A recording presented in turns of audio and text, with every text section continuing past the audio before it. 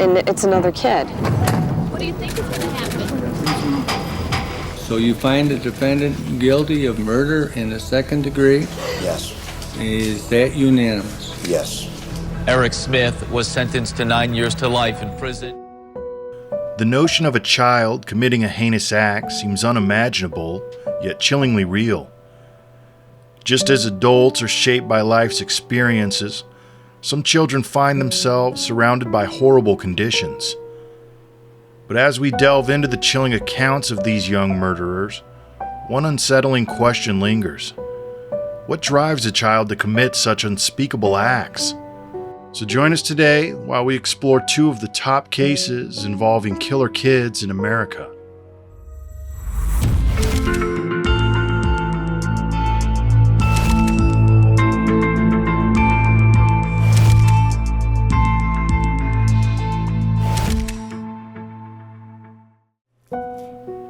Eric Smith.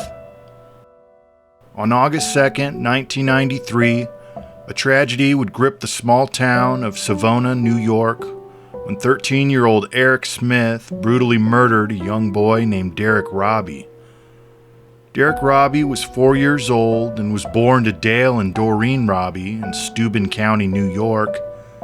Despite his young age, he brought immense joy to his family. And Derek was a wonderful little boy, cherished by his parents and loved by his younger sibling. One of Derek's favorite activities was going to the park, and whether that was swinging on the swings, climbing the jungle gym, or running around the open grassy areas, he always had a smile on his face. Since Derek was only 4 years old, his mother Doreen always kept a close eye on him and never let him go out alone. However, on August 2nd, 1993, Doreen made an exception. Doreen allowed Derek to walk to a nearby park where the seasonal summer camp was being held. This moment was significant for Derek as it marked the first time he would venture anywhere on his own. And despite his young age, Doreen trusted that the short distance of just one block on the same street would be manageable for him. She had no idea she would regret that decision for the rest of her life. While Derek Robbie was on his journey to summer camp, he unexpectedly crossed paths with a 13-year-old boy named Eric Smith. Eric had fiery red hair and a face full of freckles, which unfortunately made him a target for bullies. He later said that his hair color and freckles seemed to attract negativity from others, and it seemed as though everything about him became a magnet for abuse from other kids. Furthermore, Eric came from an abusive home life, and he didn't experience the same love that Doreen and Dale Robbie showed for their son Derek. After Eric and Derek ran into each other, Eric lured Derek deeper into the woods, telling the 4-year-old boy he knew a shortcut to the park. Derek trusted him, being that he was older, and followed him on the supposed shortcut. Once Eric had the little boy deep enough in the woods, he attacked and strangled Derek to death. Eric then dropped large rocks on his head before using Kool-Aid powder from Derek's lunchbox to pour into the young boy's wounds. When Derek died, Eric then sodomized him with a stick he found lying nearby, and after the assault, Eric fled the scene, leaving Derek's body in a forested area just yards from the park. Shortly after Derek was killed, a bad storm swept into town, and despite the inclement weather, Doreen braved the elements and made her way to the park to pick her son up from summer camp. Little did she know, Derek had never arrived at the park that morning. Overwhelmed with worry, Doreen immediately called 911 to report her 4-year-old son missing. After she alerted authorities of his disappearance, a search began immediately. But it wasn't long before his remains were discovered in the nearby woods.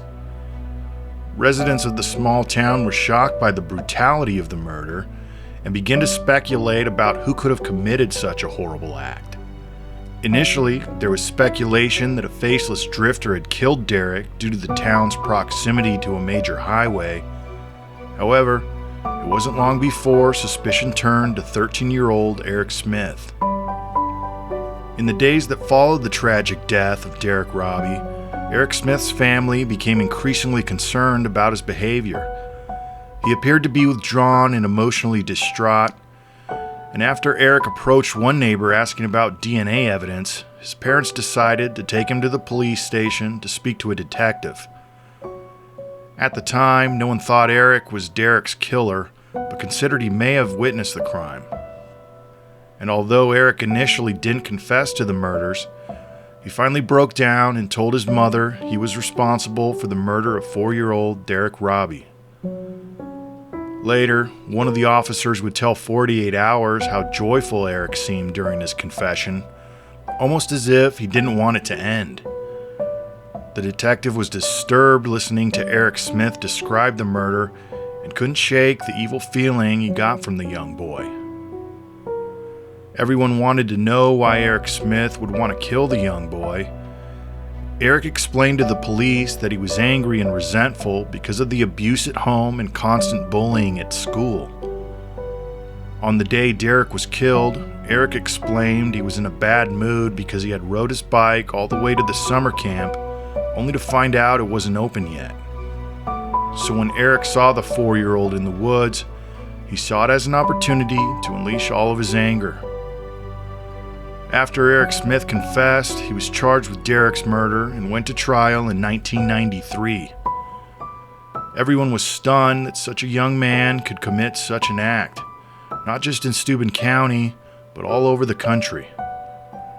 The case was highly publicized and garnered a lot of attention due to the act's gruesome nature and the perpetrator's young age. He was convicted of second-degree murder and sentenced to 9 years to life in prison. And when he turned 21, he was transferred to an adult prison from a juvenile detention center. Smith was denied parole 10 times from 2002 to January 2020, but then, in October of 2021, he was finally released. At his final parole hearing, he revealed he was engaged, wanted to settle down with his fiancée, and posed no risk to society. While some empathized with his newfound love, others, particularly Derek Robbie's grieving parents, were frustrated and infuriated that he was being released. And after his release, Eric Smith relocated to Queens, New York, where he decided to start anew with his newfound fiancée, and where he still lives today. Joshua Phillips. Steve and Sheila Clifton, residents of a safe suburb in Jacksonville, Florida, always prioritized family togetherness. Their 2 daughters, Maddie and Jessie, were raised in a loving and nurturing environment. The Clifton family made it a top priority to gather around the dinner table every evening for family dinner. However, on November 3rd, 1998, tragedy struck the Clifton family when their 8-year-old daughter, Maddie, did not return home for dinner as usual. Maddie's parents immediately called 911 and reported her disappearance. Shortly after, a press conference was organized and her parents were interviewed. In this emotionally charged event, they pleaded for Maddie's safe release and offered a substantial reward to anyone with information leading to her whereabouts. They hoped this public appeal would reach the hearts of those who may know of Maddie's disappearance, and in a display of community support, volunteers came together to set up billboards featuring Maddie's face around the city. The city streets took on a poignant atmosphere as trees and lampposts were adorned with flyers and ribbons, all asking for the safe return of Maddie. During the search for Maddie, one woman named Melissa Phillips made an intriguing discovery in her son Joshua's room. As she combed through the space, Melissa was drawn to a mysterious wet spot that seemed to have formed on the floor. Josh was friends with Maddie, and they enjoyed playing together on a regular basis, even though Maddie's parents had concerns about the two's age difference.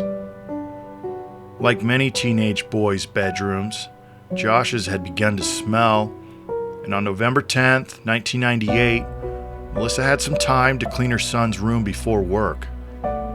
While she cleaned the room, she lifted the mattress to try and find where the leak was coming from. She then saw something white sticking out from underneath the mattress.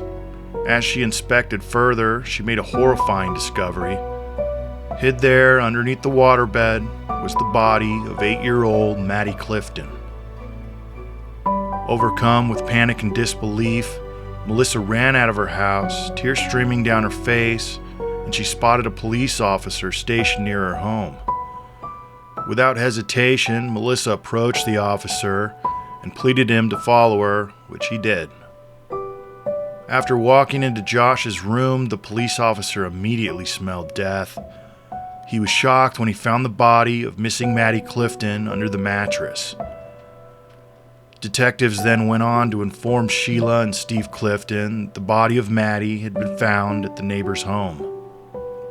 Little did they know they had been searching everywhere for her, but Maddie was only feet from the home the entire time she was missing. The investigators found several pieces of evidence in Josh's room. There was a hidden baseball bat, violent inappropriate images of children, and multiple air fresheners to cover up the smell of decay. Eventually, Joshua Phillips confessed to Maddie's murder after being in police custody. Josh said Maddie came by to play with him on November 3rd, and he told her to go away because he was too busy cleaning the house and didn't have time to play with her. Around 5:15, Maddie returned to Josh's house, and this time she found him raking leaves in the yard. Josh agreed to play baseball with her, hoping she would leave him alone since he wasn't allowed to have friends over without his parents home, especially girls. While throwing the baseball, Josh said he accidentally hit Maddie in the head, who fell to the ground. Maddie got up bleeding and began to scream, which frightened Josh. He was worried about his dad coming home and finding Maddie, so Josh panicked. He put his hand over her mouth to stifle her screams, but Maddie, terrified, still managed to make noise. He needed to make her quiet somehow, so he started to beat her in the head with a baseball bat, which detectives later found hidden behind his dresser. Josh hit Maddie in the head 3 times with the bat, using all his strength, hoping to kill the girl.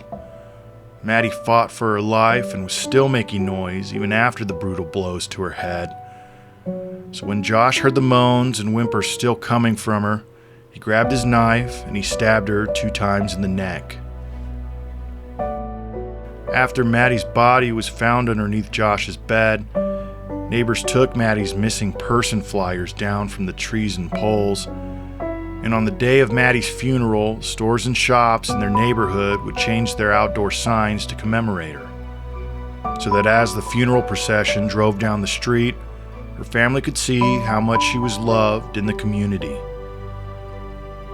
The mourners threw flowers as the procession passed, while crying for the murdered 8-year-old girl. The jury would find Josh guilty of Maddie's murder and sentenced him to life in prison without the possibility of parole. Josh's family members took to the stand to testify about how Josh was a gentle and thoughtful young man and how sorry they were that this happened. Steve and Melissa Phillips cried in their chairs as an officer took Josh's fingerprints in the courtroom after his sentencing. And since Josh was a minor when he murdered Maddie, he's able to reapply for a new sentencing hearing in 2023. He claims he suffers remorse for what happened and now spends his time in prison assisting other inmates with their cases. No amount of guilt will ever bring Sheila and Steve their daughter back, and Maddie's story and her legacy will live on forever. So there you have 2 of the top killer kids in America. We'll never truly know what causes kids to become murderers at such a young age, but these chilling cases serve as a stark reminder of the complexities and evilness that can exist in their little minds. We hope you enjoyed our content today, and if you did, go ahead and like and subscribe to our channel for more videos like this one. We appreciate the growing support. This is Josh, and thank you for watching Bizarre Legends.